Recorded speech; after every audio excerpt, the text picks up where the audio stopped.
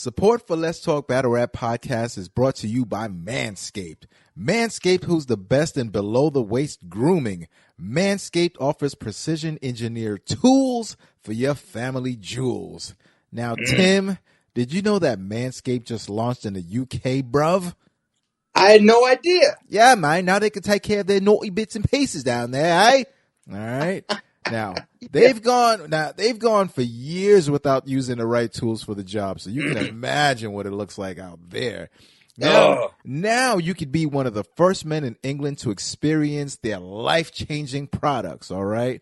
Now, Tim, I know you and I, guys close to 40, so we've probably had some crazy experimentation going on when it taking care of the hairs down there. Well, guess what, brother? That's why Manscaped has redesigned the electric trimmer. The Manscaped engineering team has perfected the greatest ball hair trimmer ever created and just released the new and improved Lawnmower 3.0 in the UK. Their third-generation trimmer features a cutting-edge ceramic blade to reduce grooming accidents, because you don't want to nick what's down there in your knickers. And British men, be careful when you say that word if you're not of black descent. But Tim, when I tell you that this is premium, I mean premium. The battery will last you up to 90 minutes, so you could take a longer shave. The waterproof technology allows you to groom in the shower. And one of the coolest features is that LED light, which illuminates grooming areas for closer and more precise trimming. You got to be a real freak if you shaving in the dark, player. You know what I'm saying? And you're doing it for 90 minutes. 90 minutes. Hey, man, sometimes you got to get it right. You know what I'm saying? Listen, they've also upgraded to a 7,000 RPM motor with quiet stroke technology. And let's not forget about the charging stand, Tim, all right? Show your mower off loud and proud, because this intelligently designed stand is a convenient charging dock powered by USB. I ain't gonna lie to you. It looks pretty stealthy and neat on your desk there, man. You know what I'm saying? Because you never know. You might have a meeting coming up. You might need to get a quick trim, and it's right there, and it looks so inconspicuous, so cool. Now, if you're listening to me speak right now, I want you to experience this firsthand for yourself. Let's get that bush to tush clean. Get 20% off plus free shipping and handling with the code LTBR at manscaped.com. Make your testes your besties. Once again, get 20% off and free shipping and handling with code LTBR at manscaped.com. That's 20% off with free shipping and handling at manscaped.com when you use code LTBR. Your balls will thank you. Show on the road. We're going to start the show off with a little history lesson, guys. You guys know, like, one of my favorite things about battle rap is the history. I've been involved in battle rap as far as behind the curtain since 2013. I started off as a writer. But as an enthusiast and fan of battle rap and hip hop, it goes all the way back to 2001, 2003. Cassidy battling Freeway, Mook and Mills, the DVDs. I used to go to Harlem myself to buy my DVDs. So there's been a lot of legend talk. And as far as the legend talk goes, there's no criteria for it, right? And that's the problem. There's no way to really measure the metrics as to what makes somebody a legend. You can't put a specific base that everybody shares. There's no real way to measure impact, right? So it's almost like every time we say names that are legends, it's like we have to pick two names that we both kind of like to be legends, and then for some reason compare them and contrast them or tear one down to make the other one a legend. And I think that's a little far-fetched, because let's look at basketball, for example, right? I got the numbers. There's been 4,500 players in the history of the National Basketball Association. 4,507 to be exact, right? 4,507 players. You know how many is in the Hall of Fame? 178. That's 4% over the past 60, 70 years. It's only 4%. You know what I mean? So, and I'm pretty sure you look at baseball and football, because those rosters are bigger, that percentage is even smaller, right? And those also, some baseball's also older, so you can add that into account. So the percentage of people being legends, Hall of Fame, or integral to the game to the point where they're a part of the history and structure of where the culture is now, like, it's not far-fetched to have 50 battle rappers that are legends.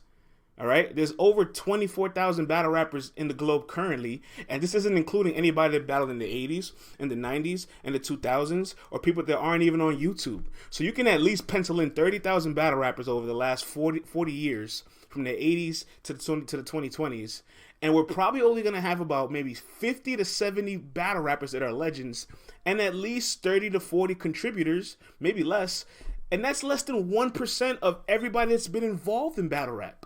So there's really no reason why there can't be so many legends. Like, just because Marv's a legend doesn't mean Thesaurus isn't a legend. Just because Thesaurus is a legend doesn't mean Sue Surf's not a legend. Just because Sue Surf's a legend doesn't mean Math is not a legend. Just as Math a legend doesn't mean Cortez isn't. Or, you know, the list goes on and on and on. There's a lot of people in the game that, if you look at the story and timeline of battle rap, they play a part. And if you remove them, Chilla Jones, Arsenal, Goods, Iron Solomon, you know, Pat Stay, Ilmac, whatever the case may be, you can pick a name out the hat, and there's probably a whole story and timeline you can tell about this person. DNA, K-Shine, Murder Mook, Charlie Clips, right?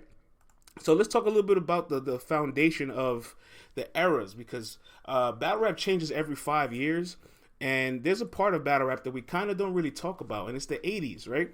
The 80s and the 90s, mainly because it's not documented, and the most prominent battles that took place in those 2 decades were on, like, or records. It was on wax, right? You think of the Roxanne Wars. You know, shouts to Netflix for having the Roxanne movie. You want to go watch that battle rap movie on Roxanne. You know, you had the Juice Crew versus the Boogie Down Production. Shouts to the Bronx. You obviously had Kool Moe Dee, Busy Bee, 1981. They set it off.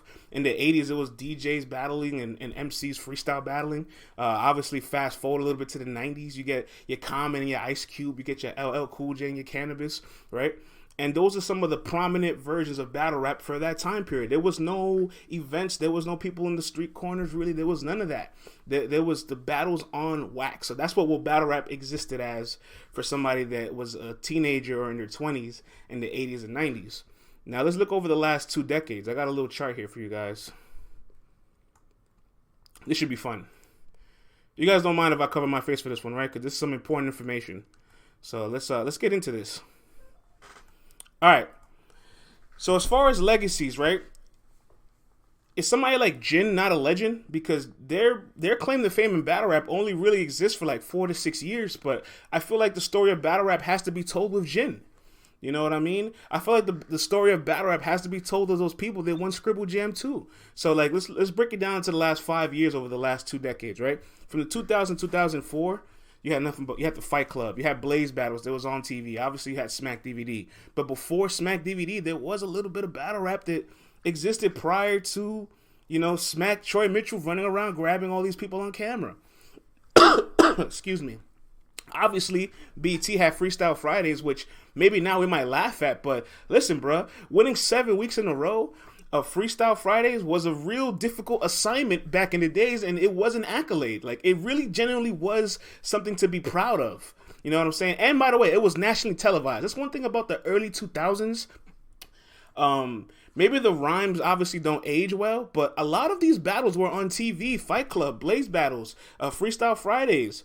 All these things was on national television. So you know how good you at least had to be on national TV, or at least get the opportunity to be on national TV.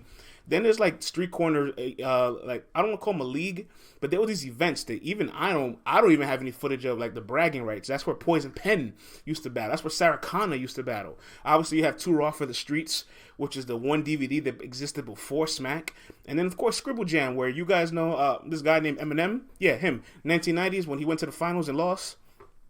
Eminem. Any battle rapper right now in our culture would trade places with Eminem in a blink, in a heartbeat, in a blink, whatever.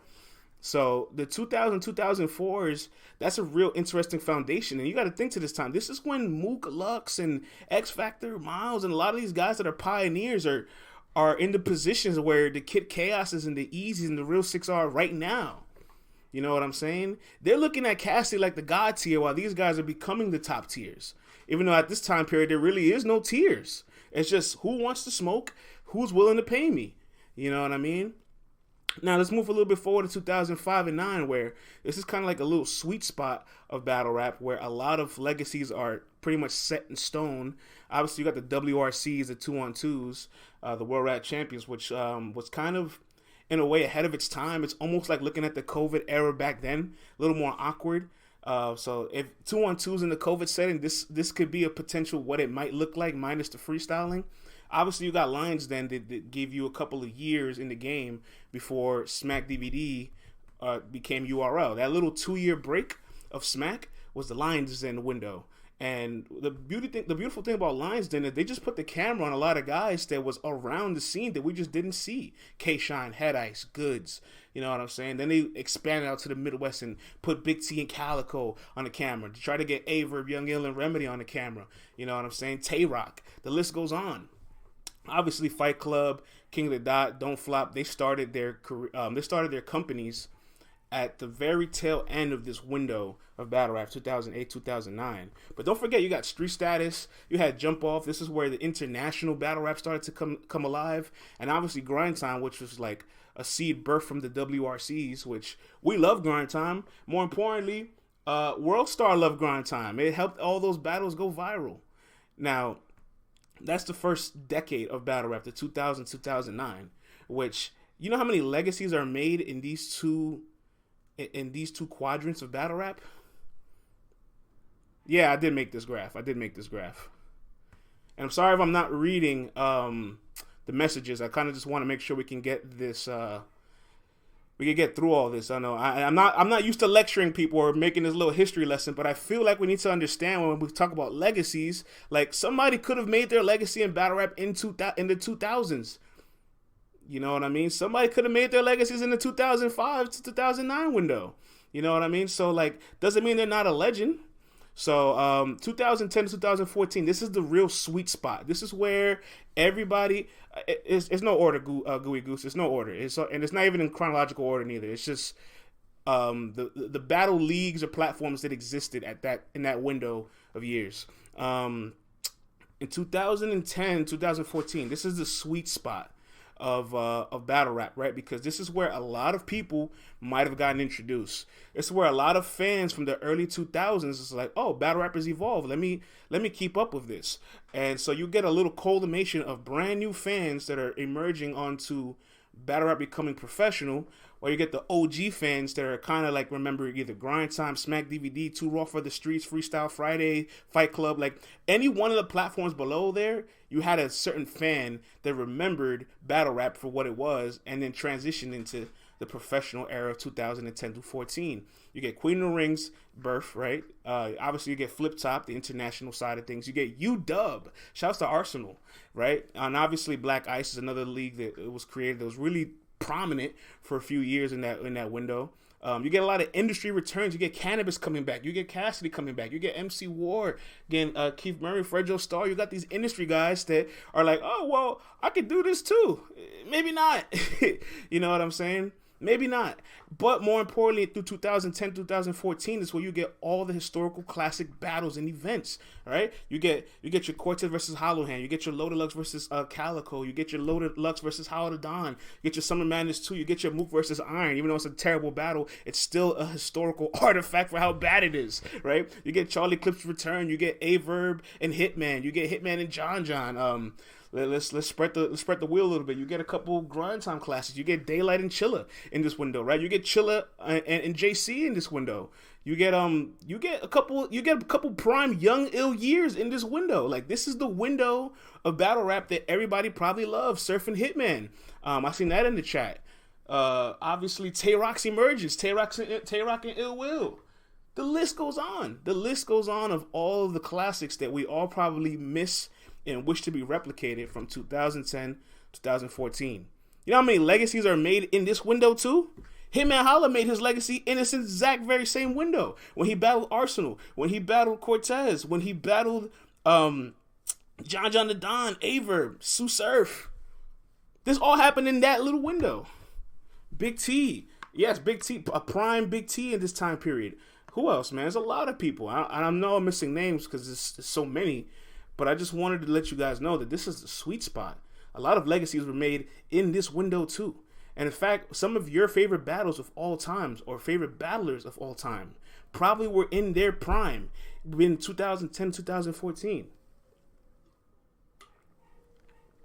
Let me get my water. All right. The last two windows is pretty self-explanatory. 2015 2020 is pretty much the start of the pay-per-view era and the league's explosion across the United States, right? You get your bullpens, you get your guerrilla warfares, you get your riots, you get your West Coast elites, you get your leagues in the DMV, you get your Spit That Heat. Spit That Heat's probably a little bit closer to 2014. But the point is, this is where everybody in the United States said, oh, I can start a league myself. And this is when pay-per-views became a thing where now fans don't have to travel cross-country or travel internationally, because there was a lot of international fans that would come to your own King of the Dot events to actually have to witness battle rap, to stay tuned in and to watch these battles live.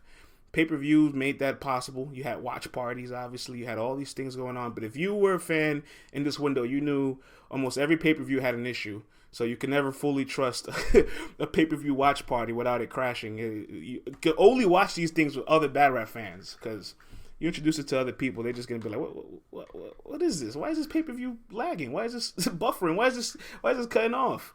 And now we reach to the era that we're in now, the COVID era, the bubble era. Legacies might be made here, but it's too soon to tell. So with that being said, over the last 20 years of battle rap, anybody could have had a legacy created in different spans of windows. Now, how do we measure it? That's on you. You can rank it on your own time. But what I'm saying is, just because Sue Surf is a legend doesn't mean that Jin isn't neither. And the list goes on for there. So I hope we learned something today. You know what I'm saying? And maybe one day I'll dive really, really, really deep into this, because I think battle rap needs to be separated by the eras. And I do feel like that first window, that 2000 to 2004 window, it doesn't get talked about enough. There's a lot of people from this window that honestly are cemented already in this game. Professor Green, no idea. Like, you know what I'm saying? There's a lot of people that matter from this time period that may have not translated over time or may have not continued to battle over time, but a lot of historical stuff happened there, man. So, all right, man, that was fun. Let's read some of the chat. Francis evolved from stats to history facts. Yeah, man, I've always been about the history of the game. I love battle rap history. That was a dope breakdown. All needed because there's too much speculation. Appreciate that, Tata. Appreciate that hardcore flavor. You have two names on those eras. Next time. Got you. 2004 window suffers from the battles not aging well. Yeah, those battles really don't have good content, but I think it's monumental that all those battles are like, hold on, wait. A lot of these battles were on national television. Like, battles now aren't on national television. You know what I'm saying? So back then, some networks were willing to invest in poor content. Recap. Hey, Axel, I will be posting this video today, so I had a whole breakdown of this, the last 2 decades of battle rap. I separated it every 5 years because battle rap changes every 5 years. You'll get the full breakdown if you tune on in later today, all right? Because we got to definitely move on with the show. We got a couple more topics, but I appreciate you for spinning the block on me. I'm sure you'll have a nice time watching it once I upload this later. All right, man. So battle rap needs a Hall of Fame. That's the end of it. There can easily be 50 plus battle rappers in there, and more importantly, like, I think I actually have a list. This is no order, but like, let me see. All right, listen to this, right? These are all people that are important to the history of battle rap. Loaded Lux, Murder Mook, Thesaurus, Ilmac, Disaster, T-Rex, Jin, Idea, Arsenal, Susurf, Averb, Hitman, Hollow the Dawn, DNA, K-Shine, Math Hoffa, Iron Solomon, Reed Dollars, E-Ness, Marv 1, Pat Stay, Big T, Calico, Shoddy Horror, Sirius Jones, Goods, Asterisk, Cassidy, Eminem, right? Because they're industry guys that were battling before it became battle rap, but they are big, successful industry guys. Daylight, Sharon, Tay-Rock, Conceited, Bill Collector, Chilla Jones, Ill Will, Shouts to the Ladies, Jazz, 40 Bars Official, Danny Myers, Geechi Gotti, his career is amazing. Roan, B Magic, Rum Nitty, two of the best punchers of all fucking time, right? Pass, Dumbfounded, and that's like almost 50 names there. You're gonna tell me all those guys don't deserve to have their legacy cemented in this culture? What about the Lush Ones, the Organics, the Smacks, the Beasleys? Even International P. Like, there's a lot of people. Awkwards, yeah, I guess so. And there's no pure definition of it, but all I'm saying is there's a lot of people that you tell the story of battle rap, they're involved in the story. All right. No Can Do as well. Thank you. Yeah, there's a lot of names. A lot of people. It's a lot of people. And I didn't even finish that list, by the way, Bagel. So I want to move on. All right, man. Let's get into some of these diss tracks. Shouts to Easy the Black Captain because he has everybody rapping again. All right? He got everybody going on wax. He's got everybody finally just, all right, let's send some smoke signals out. Let's give some previews. Let's give some appetizers to the people. And let's put that pressure to get this fucking match booked. Right? That's the energy. RBE is petty for posting at Mack Diss with the name. Yo, listen, I think it's kind of interesting that RBE decided to get behind it because Mack could have dropped this on his own channel, could have dropped this anywhere else, but the league said, hey, let me get that. Let me get that. Because there's a chance you can see that match on RBE. So let's play this clip of this Mack Myron diss. Let's get the visuals too. Nigga, battle rap so fucked up right now. Follow me on Instagram. They giving Mook and Lux all the money, and they don't be wanting to give me shit. Niggas still ducking. Norb suing for like millions. Let's talk about it. Yo, Loso a faggot, and I mean that. Now let me get a little feedback. The nigga Av keep running, I'ma put him in the hearse. Surf told me 4 racks for a verse. Boy, you out your damn mind, what you think I'm about to pay you? He ain't even signed to a label, I don't think. Why the fuck battle rap niggas keep ducking? Now I kill Mook and Lux, but I ain't saying second up the culture, leave a nigga rattle. Av, he a pussy, he be backing out of battles. Knowing damn well I can put him in a blender. How the fuck he soft and he represent Virginia? Norbs hit me up, run the time, me and Danny. Said back out, I could get you in the family. Take Chef Trez, but we gon' pay you lesser. Boy, get the fuck off my line, Uncle Fester. Gannick hit me up, yeah, I'm talking about a lot. I said, we're Pat, let me put him in the box. Said he up in Canada, you know he probably busy. Get him in the ring, he gon' want a pretty penny. Loso a faggot, they ain't about nothing. Av can't see him, he be ducking. Wearing big clothes, the nigga looking filthy. Nigga said my name, then Ill Will killed him. Alright, wow. Feedback. What do you guys think? Let's hear it. Make sure I don't got no echo in this bitch.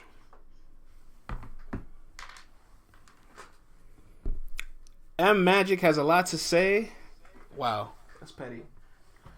Laugh my ass off. I'm here for this energy. I love it.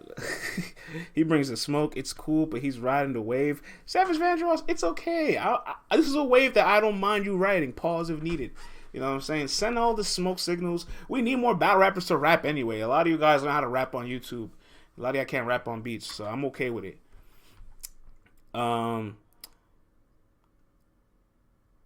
He brings smoke. It's cool. Hey, Michigan got a certain swag. That's kind of fire. As long as it's not the tournament wave. That is funny. Hold on, man. I keep hearing the background noise. Let me get this right.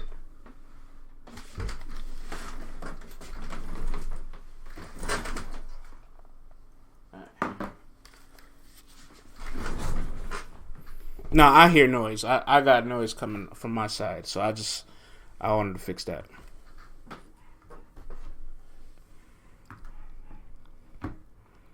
They got an answer. I agree. They do have the answer. Loso, they on your heels, Loso. Do we need Mack Myron and Loso? Is this a match we need to like? Just what's the temperature on this? Like, do we need this match? Do we like it? Are we starting to be sold on it? Like, Loso Mack needs to happen. Why not, says Tata. ARP's basically co-signing this. It's still crazy. Pretty much. Maybe not Lux and Mook, but Loso and Avi. Yeah, I like that answer, let's be honest. Gooey Goose says next.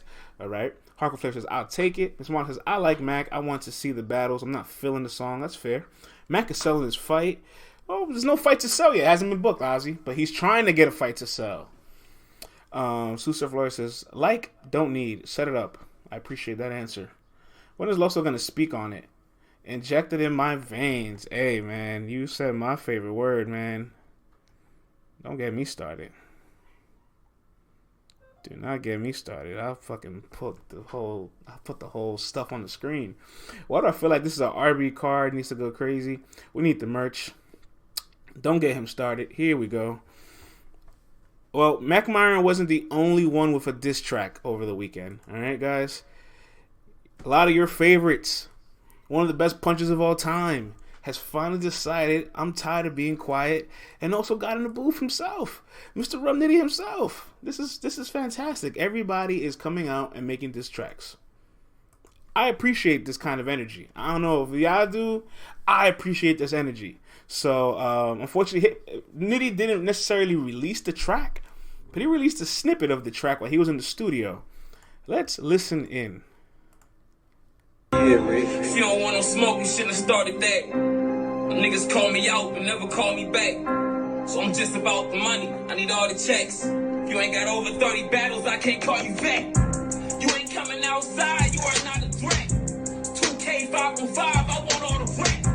I'm shooting with the shooters, I lost all respect. I'm empty out there reload like where Hollow at. I'm a paid hitman once I pop this tape. Hit holla out of nowhere, I got Tourette's. Put that on the set, you can't see me reverse. And no replying on the net, so just see me in person. If you survive this headshot, you would need a nurse. Can't shit yourself, you hit the button and they come see you urgent. You out of luck, lost too much blood, and now you need a surgeon. That's how I'm cut fresh out the mud, they say I need detergent. A little Mookie, not a threat, won't even squeeze the burner. Just whip you with the toolie, boosty, how I beat the murder. I would shoot a shot at Cass, but he ain't even words. Be crazy how you wavy with the flow, but you can't keep it current. I'm waving on this pole, but you ain't see me lurking. Swerving, get you wait, then I'll break out, think I might be alert. I might catch a third, I might do you dirt. You ain't learn, I'll take you out your class like it's doing curse. Drop the low, I'm gon' pull up like I got Uber service. But I got shooters work, you niggas truly nervous. All right, Nitty. I'm here for that. Hey, King, what up, King? Of course we fucks with you, man. I'm sorry, brother. We playing the diss tracks for the people. You know what I'm saying? We making sure everybody get a chance to listen to these bars. What up, my G? Salute to you with that blue check next to your name. I know you're getting that bag just like I am. Make sure you do your job. All right, we doing our job. I appreciate you always showing love. Nitty's the GOAT, says Lil Reggie. Tata loves it. He put in a lot of years, firework. Let's be honest, at this point, who doesn't Nitty deserve? What's good? He would have followed. We headed for 6K. Oh, King, yeah, I definitely follow you, man. I'm sorry if I never did. I'm sorry if I never have. We'll definitely follow you back here. He's my GOAT, even though everyone thinks it's Danny. Magic beat Nitty. Yeah, Magic did beat a very young Nitty, but that was also a prime B Magic. And at this point, you can really argue who has the better career. It might be Nitty. Might be Nitty, clearly, but it's definitely, if you say Magic, I'm not going to argue you. They're definitely two of the best punches ever. LTBR update guy, what up, Titus? He says, Nitty deserves all the plates. He won't win, but he deserves the chance to lose. I don't know if that was a compliment or a little bit of slander. Like, I think we should stone him. All right, I didn't like that message. I didn't.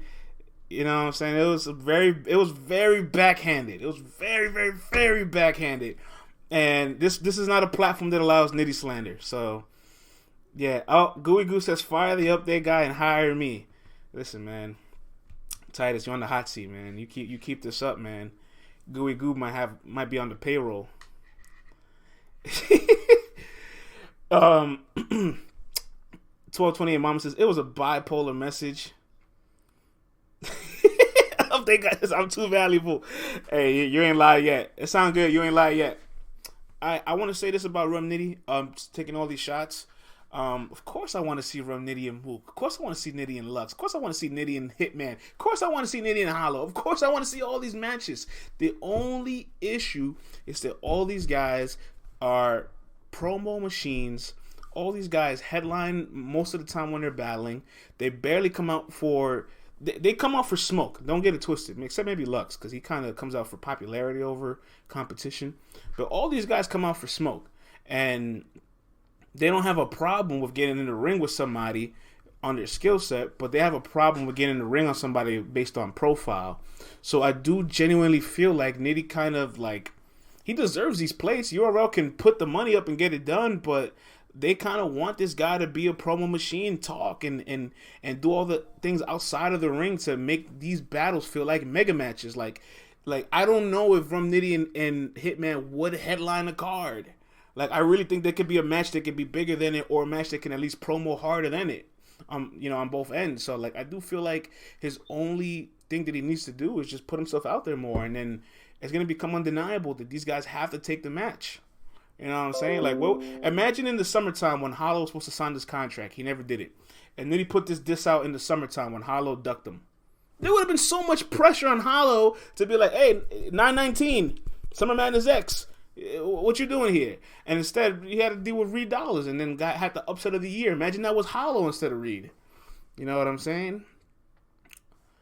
Nitty dropped the ball after the Surf battle. He's definitely had some battles where... it was big matches for him, and he didn't necessarily have the performance that he needed in some of those big matches. But as far as content and skill, like, you're always going to get that from Nitty. Like, that's never something you have to worry about. But I feel you. Like, some of his best performances aren't where the lights are the brightest.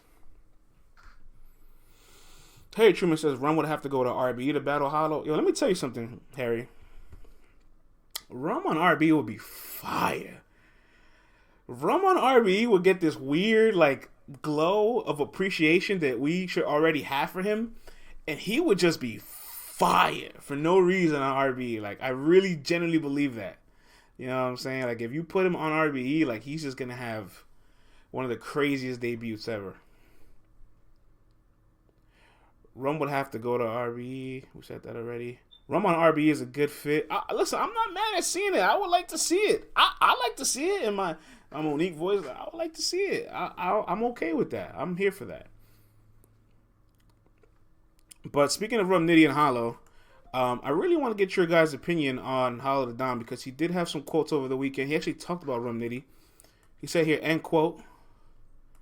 Hold on, let me make sure I get the quote right. I don't like to misquote these guys. I don't like to paraphrase. I like to get the exact letter for letter of what these battle rappers said, because they turn around and be like, I didn't say that. And be like, yes, the fuck you did. All right. Where is it here? Hollow the Don, end quote. The shit I got for Rum Nitty is groundbreaking. So it sounds like the Rum Nitty battle's definitely still been in the conversation for a long time. Sounds like maybe closer to happening this year than ever. And if it happens on URL or RBE, I can still expect a small crowd for it. So my real question I want to ask you guys is, what do we expect of Hollow the Don in the bubble? You know, everybody's adapted. Some people have failed to adapt. Are we confident that Hollow the Don would adapt to the bubble? I just have to ask the question. I want to know what you guys think. I'm just checking the temperature. I can see Hollow dying. I don't care as long as I see Rum. Sounds good. It could get scary. Little Reggie says, it sounds good, ... Rum 30. I like that. Greatness. Hollow came up in small rooms. Everybody came up in small rooms, but we've seen a lot of vets struggle in the bubble. So I'm just wondering, like, are we sure that Hollow would just come in here and be magnificent? Like, I mean, Lux was good, but he wasn't great. And Lux was very vulnerable. So, like, Lux caught anybody else that day, or anybody else recently, they could have probably beaten that loaded Lux. You know what I'm saying? So who's to say you're not gonna get a Hollow the Don that's like, wait, hold on, anybody could have beat this Hollow the Don today. I don't be feeling Hollow's bars anyway, so Rum 2-1. KRS2 don't know what he's gonna get himself into in the bubble. Hollow just needs to sit down to the stage. Lux catered his material towards Surf France. Come on. I didn't say he wasn't good. I'm just saying he was vulnerable. It was just the truth. And everybody felt that way. Everybody felt like, oh, this is a beatable Lux. I still think he was really, really good, but I can't disagree that like a lot of people in front of him that day probably would have had a different result with him. That's all I'm saying. Miss Marla, that was a fraudulent slip. Lux caters material to Surf. We read that. I respect the opinion, though. Yeah, for sure, man. For sure. You know, if Tay-Rock's in front of that Lux, like, I don't know. You know what I'm saying? Like, I'm saying the people that battled on the card that night, as far as Nomex. A lot of people outperformed them that night. Rock would have cooked them. Listen, man, Rock had a better performance. Lux, Daylight obviously had a better performance. I don't know, man. There's a couple people on Nomex that was just better than Lux that night. I'm sorry, it's just the truth. So, I don't know what to expect of Hollow in the bubble because he's not always a bar guy, right? Shouts to Polo Black Compass. He's not always a bar guy that like. He has heavy layered material. His pen is all this crazy. He has a lot of little props and stage presence and performance that kind of like just like hypnotizes us. I'm not saying in a bad way. I'm saying it's really creative and strategical. Like the way he'll like put up the sign against John the Don or like do things against Tay-Rock. Some of them hit, some of them miss. But all of that kind of goes away because there's no crowd to really cater to, right? He's a good freestyler. He's a good rebuttaler. But in the era of rebuttaling now, I think a lot of people have surpassed him. We talked about this last time on the show. Like people like Chef Trez, Geechi, A-Ward, a lot of people are rebuttaling better than Hollow because they do it in a more impactful way. They do it more than him, more frequent. Obviously he can do mid-round rebuttals too, so that's always dangerous. I'm just not 100% sold on Hollow being dominant in the bubble. Rock's the GOAT. Ill Will and Hollow freestyle. The rebuttal game is crazy. He got to rap, and he can't rap better than Nitty. I just missed someone comment to me. Say it again. Tata, let's be honest, said, you're breaking my heart. Let's see if I can bring that comment back. He said, you're breaking my heart, Tata. That's what he said. You're breaking my heart.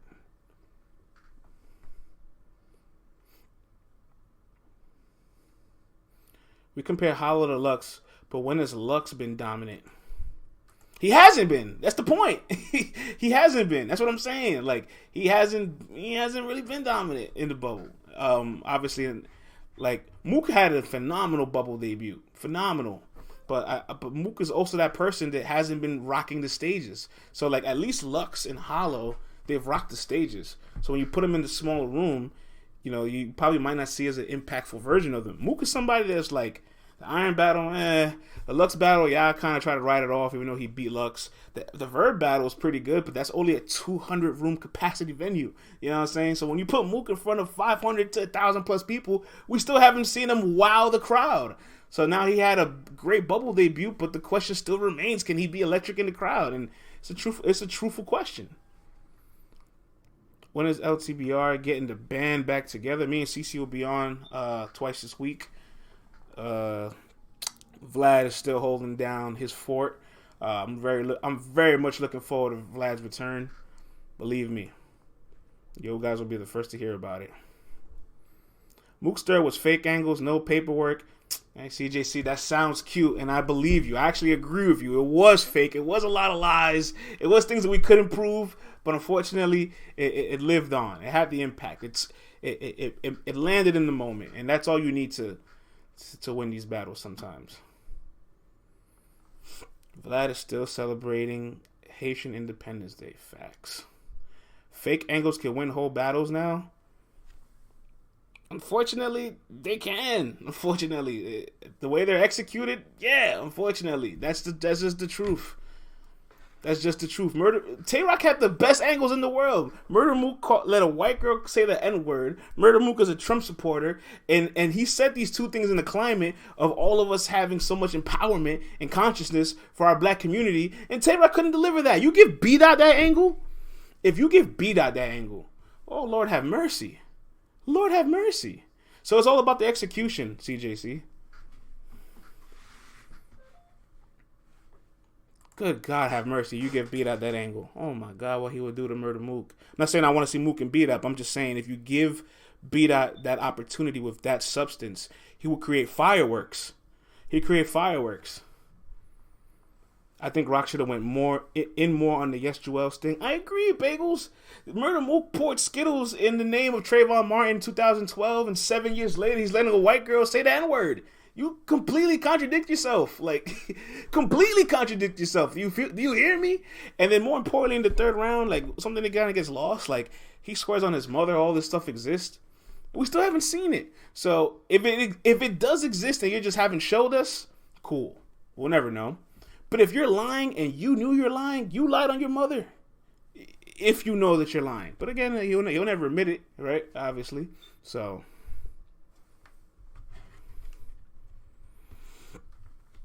who's better, Mook or Lux? I mean, define better. Like, who's better right now? Who's better all time? Who's better, period, skill set wise? Because a lot of people might say Lux over Mook, but Mook beat Lux.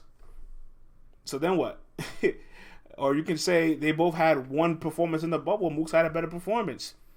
So, like, you know, it depends, really. It really depends on what you're trying to say there. Who's better? They're 1-1 against each other. That's fair. That's definitely fair. But I'll say this much: Mook beat him in a bigger audience, in a bigger climate where the world was watching. Like, they might have battled in the sneaker store in the Jimmy Jazz in Harlem on 125th, and that shit obviously is historical. But you beat Loaded Lux on a stage of 2,000 plus people on pay-per-view. Like, that's also big too.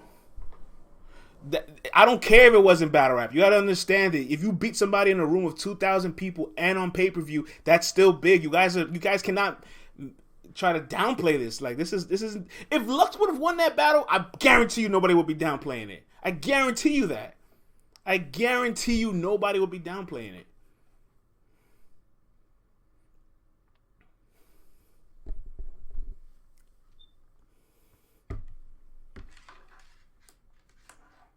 All right, man, let's move on, man. We got another 15 minutes left on the show. All this talk about smoke, all these people trying to set up matches, I love it. And speaking of setting up matches, Geechi Gotti goes on champion over the weekend. Let's stretch this out here. Bam. He goes on champion over the weekend and decides to address the Mike P comments. And he has some funny words from Mike that I kind of laugh, but at the same time, I'm kind of like, you know, he tells Mike P, quote, if he handles his business versus Real Sick, he can holler at me because I've still been having better years than Mike P has always had. I mean, Geechi's not lying. He's absolutely not lying when I say that. Like, he definitely has had a better career than Mike P. But I just want to be honest with you guys. I did some statistics over the weekend looking at Geechi Gotti's career and his resume. Since 2017, after his Stewie Newton battle, after his Glue Easy battle, mid-August 2017, every single opponent that Geechi Gotti's battled since Glue Easy, he's had less views then or less of a catalog then. So you know what that means? Every single profile he's battled, whether he's the favorite or not, they're the bigger profile battle rapper. At one point in time, I want to see Geechi spin the block on people that have a smaller profile than him, or, you know, on URL at least. I want to see him. He's not giving Mike P a shot, but if he never battles Mike P, like, he can get away with that. But I want to see him take Mike P. You know what I'm saying? I want to see Geechi eventually come back and maybe take it easy. I want to see Geechi start to battle the people that, like, on the scale, he's technically above on URL. Let's read some of these comments. That's a fact. Mike needs one more battle to see. Gotti told Mike to handle his business, then he picked Sick. Mike P better focus on Iron Sheik right now. Sheesh. Geechi versus Math is a better battle. We gotta get you drug tested. Let's be honest. Geechi had an incredible one that we've never seen before. Absolutely. Mike P is a different type of threat. Mike and Gotti would be a tough battle. I like Mike and Gotti. I'm here for it. Mike gotta do more. Geechi is the end game for the new era. Can't agree with that. Hope all is well. What up, Project Rico? We back in the mornings. We back Monday through Thursday. So tune in with us. You know where we at all the time, Monday through Thursday. Anesthesio says it is a better battle. Bruh, listen, man. I'm not sure if I love Math Hoffa. I love all that he's doing. But I kind of agree with Geechi Guy what he said here about Math. I also got a quote about Geechi and Math. I was going to save it for tomorrow. He says here, yeah, we got a battle because Math keeps saying they're protecting Geechi. And I'm not going to lie, I rock with my expert opinion, but he can't F with me. He is way past his prime, and he is way over the hill. And all I have to say to that is he lying, my nigga? Is he lying? I don't think Geechi Gotti's lying. Math is kind of over the hill. You know what I'm saying? He's not lying. He's not lying at all. You know what I'm saying? Y'all sleeping on Math. It's not that we're sleeping on Math. I just kind of think his best years are kind of past him already. And more importantly, like, there's not a lot of people that can do all these creative, administrative, and multitask so many deals and come back and battle at such a high level consistently. You know what I'm saying? That's why, like, a lot of the battle rappers that are doing media, you don't see them battle as frequently. You know what I'm saying? And Math does a whole bunch of everything, more than everybody else. My expert opinion, he's become a damn blogger. He has his own little league with, like, up-and-coming talent. I'm not sure if anybody's really come out of that yet, but I salute him for doing that. Obviously, he has all these industry connections. Like, Math does a lot, all right? So I'm not sure if he can do all of that and then focus in on battling the Geechi Gotti. Math is only dangerous with angles. Math's best years are behind him since 2014. Math's URL resume is disgusting. Math says he's about to smoke Daddy Yankee. Isn't Math 0-2 on Legends Only? I'm sorry. I know there's scripted battles and it's not real battles, but if we had to give him a record for his own league, isn't he 0-2 on Legends Only? Like, you know what I'm saying? But I will say, I don't like when Math does get wins and it gets downplayed. Like, Math beating Hollow to me was a big deal. I feel like it didn't get the respect it deserved. But that battle was also a very, like, awkward battle to watch. But when Robin Duck came out, like, that's a moment. You know what I'm saying? He beat Ill Will in the judge battle. I'm not sure a lot of people can say that. Got to give him props when he wins too. Got to call it fair is fair. But Geechi and Math, I'm putting more stock into Geechi and Mike. I want to see more of that. You know what I'm saying? And again, it's not like Mike P is like a whole tier below Geechi, but his career and Geechi's career they're not the same. They're just not the same. Geechi's been on the last 3 Summer Madnesses consecutively, 7, 8, 9, and 10. You know what I'm saying? He's done the last 3 gnomes, right? Or the last 2 gnomes, I should say. Like, there's a lot of things Geechi has that Mike still hasn't cracked the surface of yet. So it's just fair to say that their careers aren't the same. But again, just because your profiles are different doesn't mean you guys are different in skill set. So I just want to see Geechi battle more people that have a profile a little bit ranked lower than his. That's all I'm saying. Let's read some of this chat because you guys are savages here. He did rebuttal the Bonnie stuff against Snake Eyes. That's very true. That was a good battle. Math beating Hollow was monumental. Can't front. Yes, it was. It was major. Has Math won a round on Summer Madness? Yikes. We've only been on there twice. But against Calico and Av? Yikes. Yikes. Yikes. That's a haymaker argument right there. Yeah, I might have to keep that in the stash. I might have to keep that one in the stash. Have you won a round on Summer Madness? Has he been on Gnome? I don't even think he's been on Gnome. Hold on. Let me see. I got all the Gnome paperwork right here. Hold on. Math has never done a Gnome. Wow.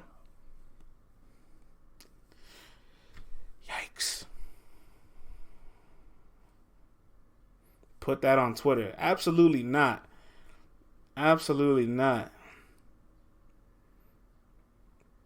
This chat is smoking math. I'm here for it. Look, see, Anastasia, this is your fault because you say you prefer Math and Geechi over Geechi and Mike. I don't know why.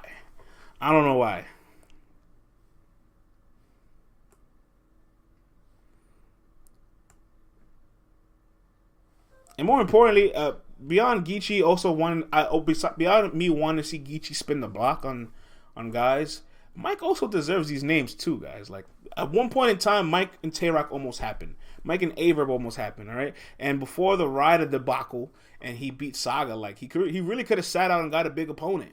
You know what I'm saying? Think about this, all right? Glue Easy got Tay-Rock before Mike P. It should never happened. Should have never happened.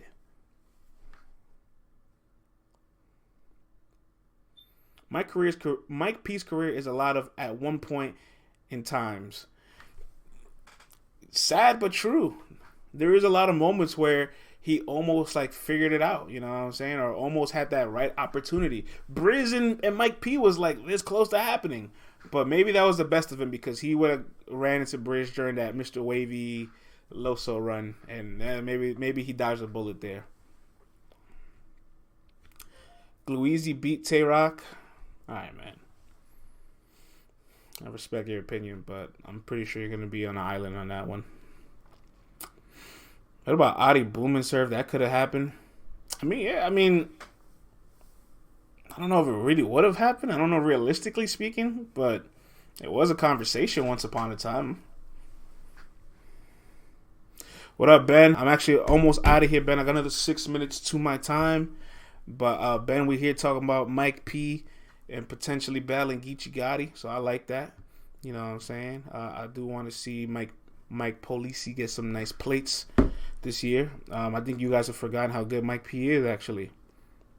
Well, speaking of Mike P, let's close off the show with I'm very intrigued because so far all the polls I've seen from URL, from Caffeine, Twitter, Instagram, all over, they all have Mike P winning the voting polls. Like I know Mike P is a polarizing guy. Like there's people that really enjoy his skill set but don't like the character, or there's just guys that don't like him at all. And Real Sick is the new shiny toy, a top 20 battle rapper, had great back-to-back performances with Chilla and B Magic. I would have expected some recency bias to kick in, especially because Mike P's last battle was Bill Collector. For people that have Sick overwhelmingly winning this battle, or at least statistically, or going into it as the favorite, but I'm kind of shocked that Mike P's winning all the polls. Are you guys shocked? How do you feel about it? Mike P ain't beating Sick, respectfully. They have France talk. I seen that at the F, says Ben. That's shocking. I actually thought everybody hated my boy. That's the Russian bots. Mike P got the gaming crowd. Mike P's winning because Sick ain't. I'm gonna have to vet these messages a little bit more. I'm very shocked. Sick's ending his career. Mike P's one of the most popular people, whether we say it or not. I think this battle of the night. Savage Vandross, we gonna have to be careful on this chat. Savage Vandross, take it easy. Alright? You don't know who's screenshotting you out here. You gotta be careful, bro. These are messages you have to be careful. I'm telling you for your own good. Am I fronting with the recency bias? I peeped that.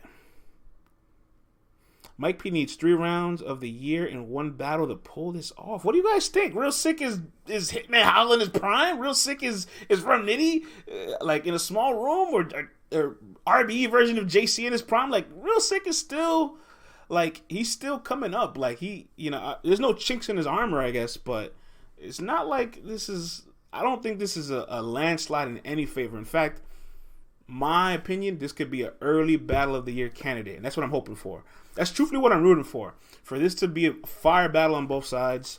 If I had to pick a horse in the race, I am going to probably pick Real Sick only because I think he has a higher ceiling than Mike. His first year in URL has a battle of the year contender, all URL round, so one of the best rounds of the year. He's a top 20 battle rapper, and pretty much every single time you see him, he's giving you a good back and forth or a clear win. You know, that's all it is. Him and Jay, good back and forth. Him and KK, good back and forth. Him and Chilla, good back and forth. Him and Magic, you know the outcome there. Fifth letter, what up though? We're almost out of here. We're out of here in 3 minutes. But there is something that concerns me about Real Sick and Mike P. And statistically, believe it or not, by the statistics, Real Sick might lose this battle. And I'm going to explain right now. If I could get this graph on the chart here. Let's find this, man. Hold on, guys. Let me make sure I get this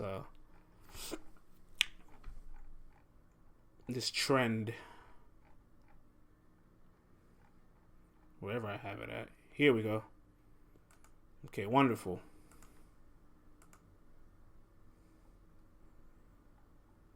Where is it? All right, cool. Bam. All right, so I have this theory, right? I call it the karma of 30s, right? I'll cover myself. We don't need to see me right now. This is more important. I call it the karma of 30s, right? There's this trend on the URL app that I found.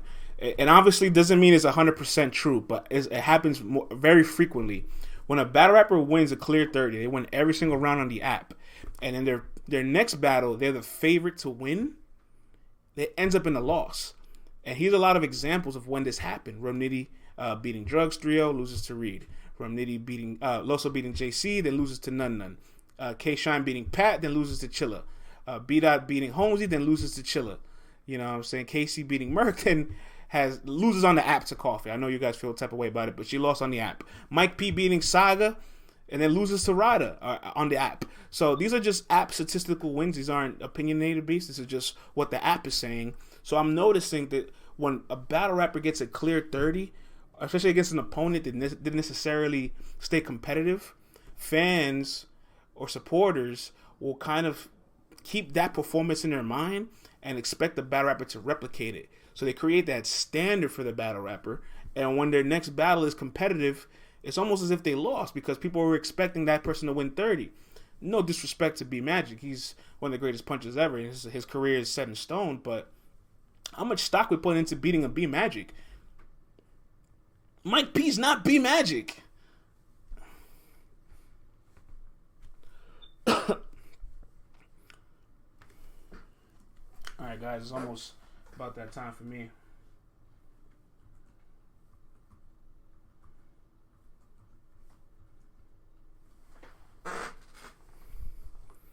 The trend is Saga dying. Nah, Chilla was the first.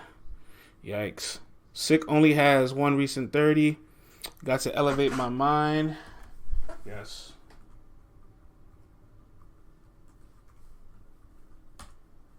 Okay.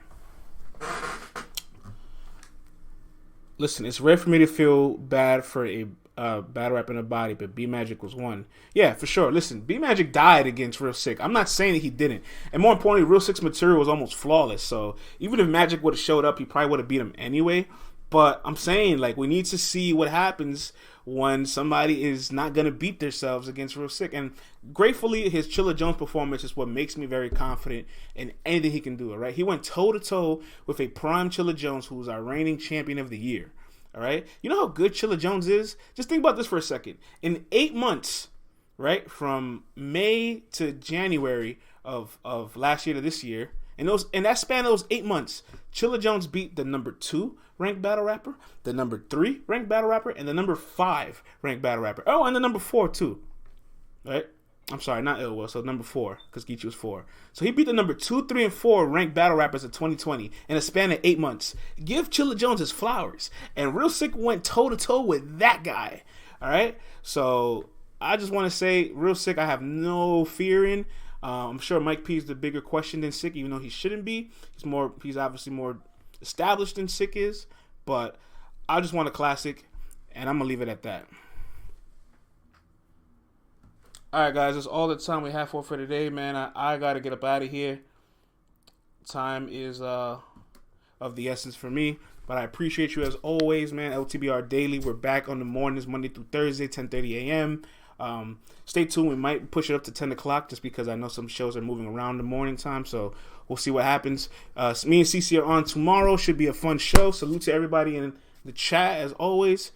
Without y'all, it wouldn't be possible. And have a wonderful Monday. This will be uploaded in a couple hours. Salute to everyone. France, I'll be available Thursday. Project Rico, we're going to get you on Thursday, man. Salute.